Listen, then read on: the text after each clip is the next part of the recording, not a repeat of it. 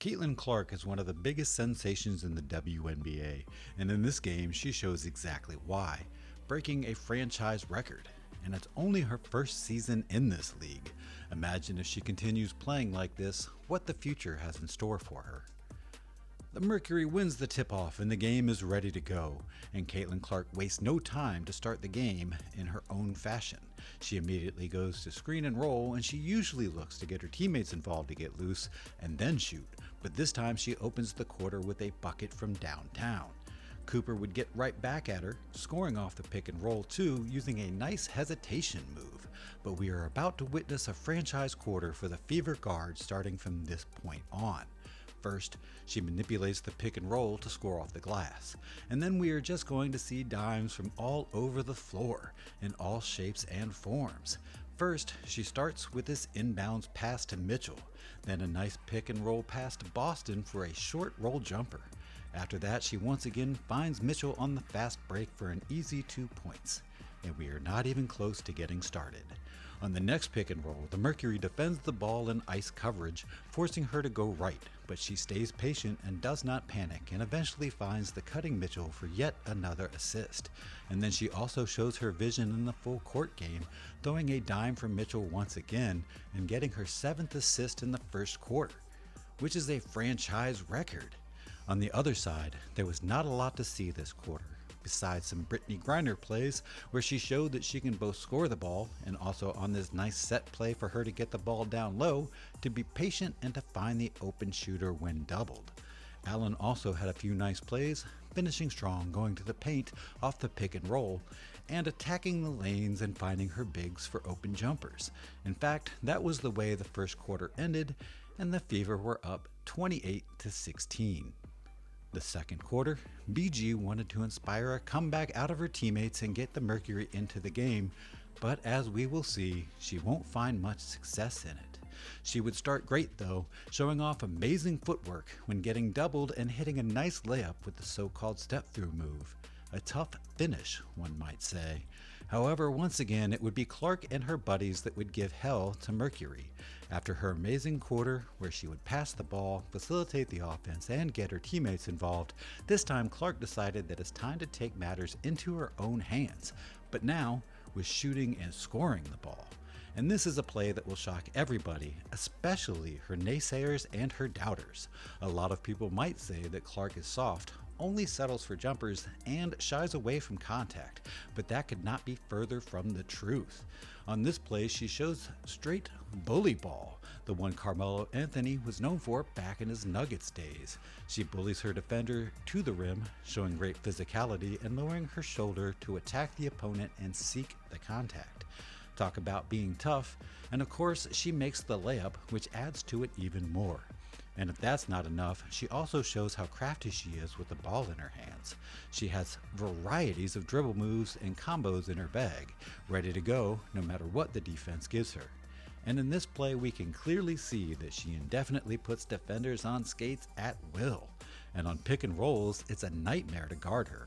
She has shown on numerous occasions that she can pass the rock, but you also have to be prepared for this too, where she gets a running start and is going straight at the rim. Here, she finished with a nice bucket plus a foul, where she hits the free throw. What a player she is. And the Fever are up by 20 at the half. She got 2 assists in this quarter as well, 1 to Boston and 1 to Smith, putting her at 9 at half with 15 points. Mind you, this is only after 2 quarters. For Mercury, it's important to mention that they might have the best highlight in this game, and it's courtesy of Sophie Cunningham. She breaks her defender's ankles and puts her to the ground and nails the three-pointer. What a highlight for her team. After the break, the Mercury wanted to cut the lead, and Harrigan was the one that made the first basket for them, as the Fever defense left her completely wide open. She of course did not miss. But Boston and Clark had a different plan in mind. They wanted to get the lead to an even higher margin, and Clark started attacking once again. Here she gets the mismatch, and this is like a walk in the park for her. It can get lonely at Clark Island, I'll tell you that. The big cannot guard her because she fears a drive to the hoop, so she sags a little bit off, but then Clark hits this amazing three-pointer over her. Boston is a hell of a fighter too.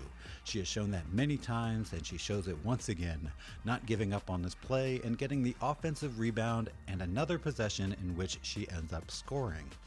And just when you thought it was over, there's Caitlin Clark once again. The Fever steals the ball, Smith to be more exact. It ends up in Clark's hands, and she just has a feel for it and throws it up ahead to Mitchell to get her 10th assist of the night. And after that, Clark maybe drops the most beautiful dime in the game. She shows great poise and patience in transition, does a half-fake spin, and dumps it off to a trailing Boston for an easy layup. This is just a player that has great basketball IQ, knows where her teammates are at all times, and knows where they are supposed to run in transition. And Boston puts back yet another offensive rebound. She is a beast on the boards. And Cece shows her handles once again, going for this crazy behind the back and between the legs combo, losing her defender and scoring the basket.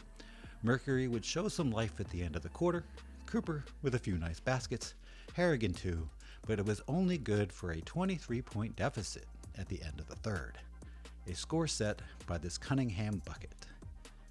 The Mercury have been losing this whole game, and it's not unusual for anybody to have written them off, but they show what it's like to fight no matter what, even though you've been down the whole game with a deficit as high as 30 points. Cooper was the main catalyst in this comeback. She went hard to the hole, shot well from the mid-range, and did damage from the post, too.